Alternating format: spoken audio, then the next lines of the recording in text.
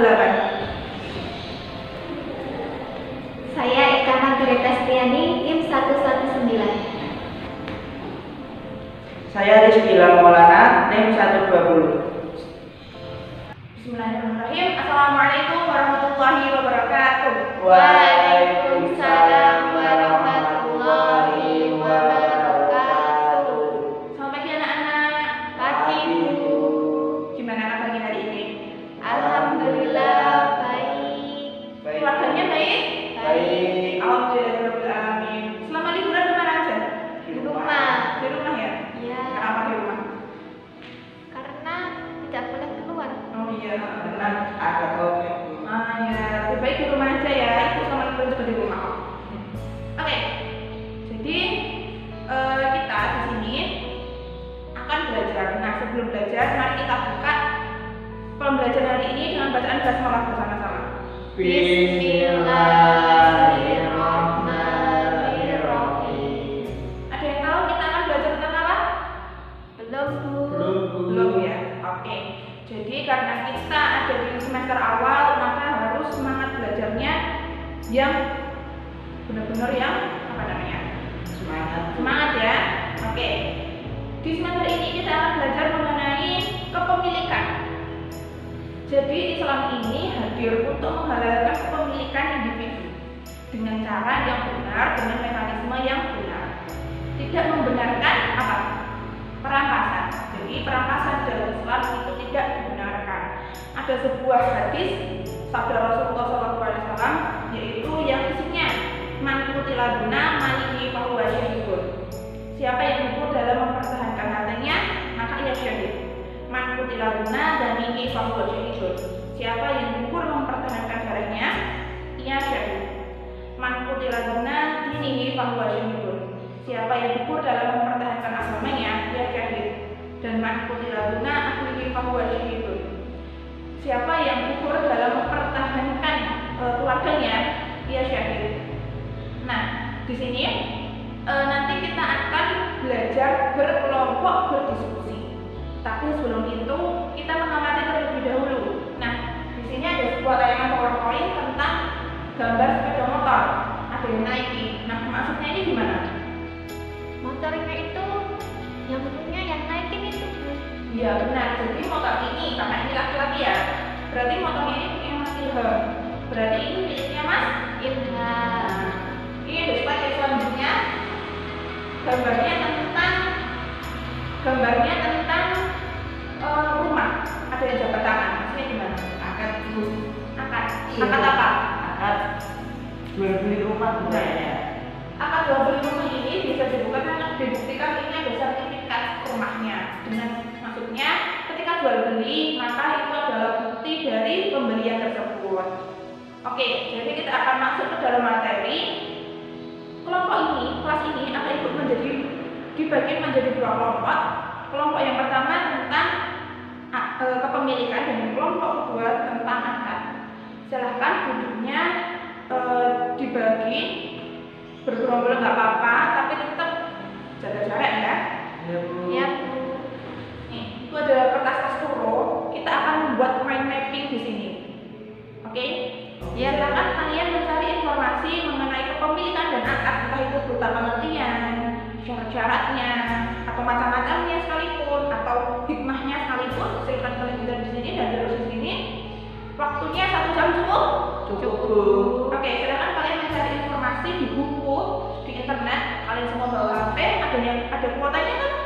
Ada Bu. Oke, silakan kalian mencari dan HP-nya harus digunakan untuk mencari materi, tidak boleh membuka yang lain. Bisa dipahami? Bisa. Oke, silakan perwakilan kelompok diambil. Oke, silakan. Oke, sudah 1 jam. Sudah selesai semuanya? Sudah Bu. Oke, jadi silakan dari perwakilan kelompok satu orang saja menjelaskan mengenai kepemilikan. Oke, dipersilakan dari kelompok 1. Ya.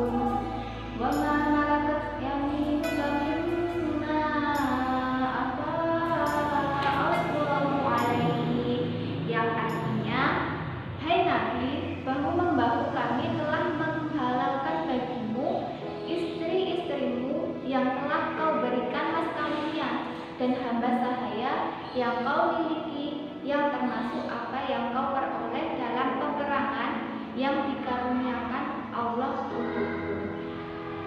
Kemudian yang selanjutnya saya akan menjelaskan sebab-sebab dari kepemilikan. Yang pertama, ihrazul mubahat, yaitu harta yang memang menurut kebiasaannya dapat dimiliki bagi yang mendapatkannya. Contohnya itu ikan di sungai, ikan di laut, kemudian hewan, buruan, seperti itu. Kemudian yang kedua, al-uqud, yaitu harta atau barang yang kepemilikannya harus didahului oleh adanya akad. Contohnya itu lewat jual beli, misal jual beli rumah, jual beli sepeda motor, jual beli mobil, seperti itu. Kemudian yang ketiga, al-halafiyah, yaitu harta atau barang yang dapat menjadi milik kita karena didapatkan dari bagian harta pusaka, misalnya harta warisan, seperti itu. Kemudian yang keempat yaitu atawaladu minal mamluk, artinya harta atau barang yang dimiliki karena hasil pembiakan dari harta sebelumnya. Contohnya kita mempunyai ayam, kemudian ayam kita itu bertelur dan mempunyai anak-anak yang lebih banyak lagi, seperti itu. Kemudian yang terakhir ihya al-mawad, yaitu membuka lahan baru yang belum ada pemiliknya. Seperti itu untuk sebab dari kepemilikan. Selanjutnya saya akan menjelaskan mengenai macam-macam kepemilikan. Yang pertama, kepemilikan penuh, yaitu penguasaan dan pemanfaatan barang atau benda yang dimiliki secara bebas dan dibenarkan secara hukum. Misalnya rumah yang kita tinggali, kemudian sepeda motor yang kita pakai sehari-hari, kan itu kita miliki dan kita manfaatkan sendiri. Kemudian yang kedua, kepemilikan materi, yaitu kepemilikan seseorang terhadap benda atau barang terbatas kepada penguasaan materinya saja. Misalnya kita mempunyai rumah, rumah kita itu kita sewakan. Secara kepemilikan rumah itu milik kita, tapi untuk pemanfaatnya dimanfaatkan oleh orang lain. Dan yang ketiga, kepemilikan manfaat, yaitu kepemilikan seseorang terhadap benda atau barang terbatas pada pemanfaatannya saja, tidak dibenarkan secara hukum untuk menguasai harta itu. Nah, misalnya seperti yang tadi saya jelaskan, ada rumah yang disewakan. Nah, kita kan menyewa, berarti kita memanfaatkan rumah tersebut, tapi rumah tersebut itu bukan milik kita, tapi miliknya orang yang menyewakan. Kemudian menurut Dr. Husain Abdullah, kepemilikan itu terbagi menjadi 3. Yang pertama, kepemilikan pribadi atau individu, yaitu suatu harta yang dimiliki seseorang atau kelompok, namun bukan untuk umum, misalnya rumah, mobil, sawah, dan yang lainnya. Kemudian yang kedua, kepemilikan publik atau umum, yaitu harta yang dimiliki oleh orang banyak. Contohnya jalan raya, lapangan, terus taman, seperti itu. Kemudian yang ketiga, kepemilikan negara. Kepemilikan negara ini contohnya gedung sekolah negeri, gedung pemerintahan, hutan, dan yang lainnya. Kemudian yang terakhir saya akan menjelaskan hikmah dari adanya kepemilikan ini. Jadi yang pertama, hikmahnya itu terciptanya rasa kondusif dan tentram dalam kehidupan bermasyarakat. Yang kedua, perlindungan hak-hak individu secara baik. Yang ketiga, menumbuhkan perilaku kepedulian terhadap fasilitas-fasilitas umum. Yang keempat, timbulnya rasa kepedulian sosial yang semakin tinggi. Nah, karena adanya kepemilikan yang secara terang-terangan, jadi kita tahu oh ini miliknya orang itu. Jadi tidak ada saling pertengkaran karena merebutkan barang atau benda tersebut. Nah, sekian presentasi dari kelompok 1. Apakah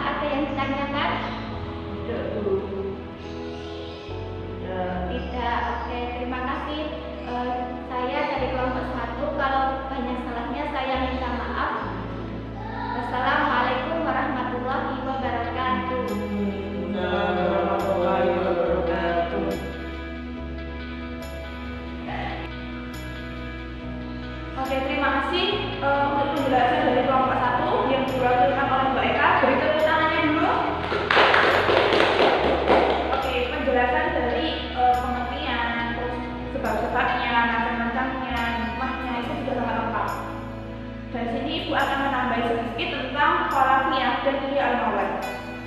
Seperti yang sudah diketahui tadi, khilafiyah itu tentang harta waris. Nah, khilafiyah itu terbagi menjadi dua macam. Yang pertama khilafiyah syakhsi an syakhsi, yaitu seseorang terhadap seseorang.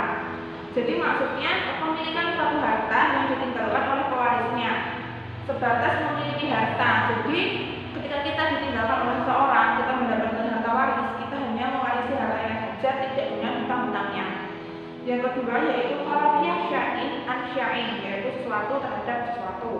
Misalnya Mas Ilham pinjam motornya Mbak Eka buat kemana gitu, fotokopi lah atau apa, nah tiba-tiba nabrak pagar dan setirnya rusak, nanti harus ganti. Yang seperti itu. Paham ya? Oke, yang selanjutnya yaitu ihya al-mawad, yaitu membuka lahan baru. Hukum ihya al-mawad itu ada yang tahu apa hukumnya?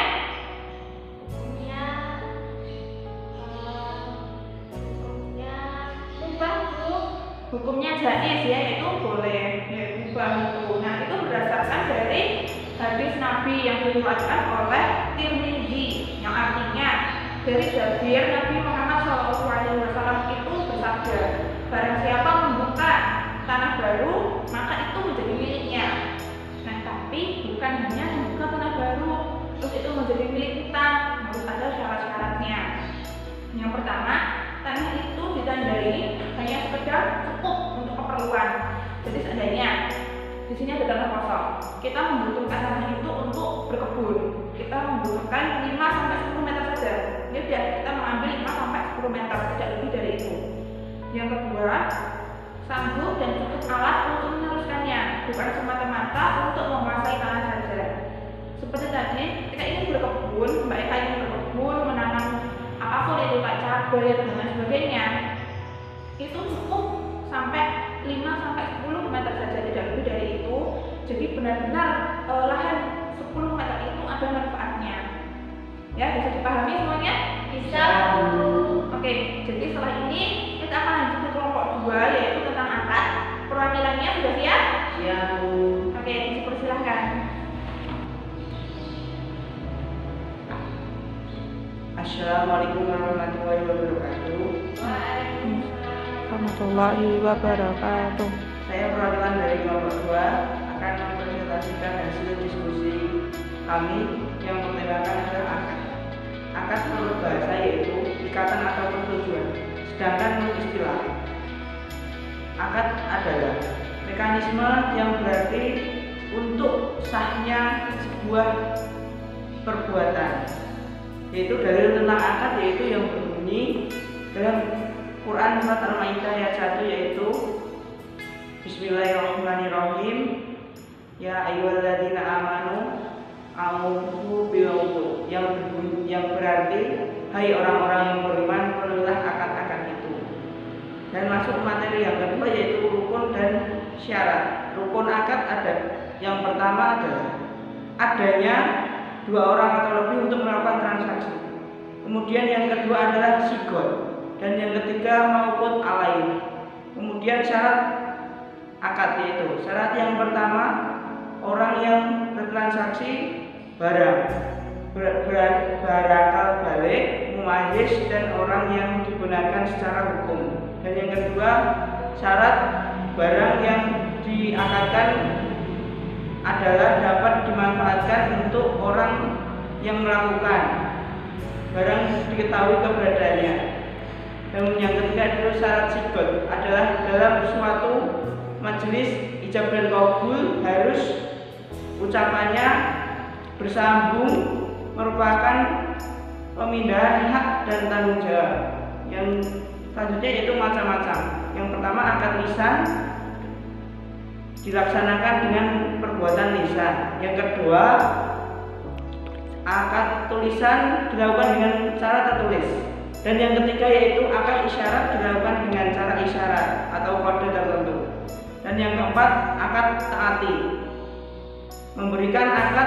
saling memberikan akad yang sudah berjalan secara umum. Hikmah akad yaitu yang pertama adanya ikatan yang kuat antara 2 orang atau lebih di dalam bertransaksi atau memiliki sesuatu. Dan yang kedua yaitu tidak dapat sembarangan Islam memberikan suatu ikatan perjanjian karena dalam istilah diatur secara syar'i. Dan yang ketiga yaitu akad merupakan payung hukum di dalam kepemilikan sesuatu sekaligus pihak lain tidak dapat menugasi atau memilikinya. Sekian presentasi dari kelompok 2, kurang lebihnya mohon maaf. Assalamualaikum warahmatullahi wabarakatuh. Oke, beri tepuk tangan dulu untuk kelompok 2. Ya, mungkin tadi ada sedikit tipu dalam pengucapan ya, karena banyak banget yang tipu. Oke, di sini Ibu akan sedikit menjelaskan mengenai macam-macam akad. Tadi sudah dijelaskan oleh Mas Ilham tentang macam-macam akad. Macam akad yang pertama tadi apa? Akad apa? Akad lisan hukum. Akad lisan itu contohnya apa? Jadi ketika kita jual beli itu contohnya gimana, Mbak Ika? Misalnya kita beli makanan Bu, misalnya beli beli nasi goreng satu, terus sama penjualnya bilang harganya 10.000, terus langsung kita bayar. Nah, ya seperti itu. Itu adalah pengucapan akad secara lisan. Yang kedua akad apa? Tulisan secara tulis. Nah, tulisan itu seperti di notaris. Jadi kita membeli sebuah perusahaan itu biasanya melalui akad akta notaris. Akad yang ketiga tadi apa? Isyarat usul. Nah, akad isyarat ini biasanya digunakan untuk seorang yang bisa dikatakan bisu atau tidak bisa berbicara. Jadi ketika mengucapkan akad itu bisa dengan isyarat atau kode-kode yang biasanya mampu digunakan oleh orang-orang yang tidak bisa berbicara. Yang selanjutnya itu akad apa? Akad. Nah, ini contohnya beli makan di warung, harga dan pembayaran itu pembeli tanpa adanya tawar menawar. Nah, yang selanjutnya itu adalah syarat barang yang diakadkan. Karena tadi belum dijelaskan oleh kelompok 2, karena itu akan menjelaskan ya. Yang pertama yaitu adalah bersih barangnya.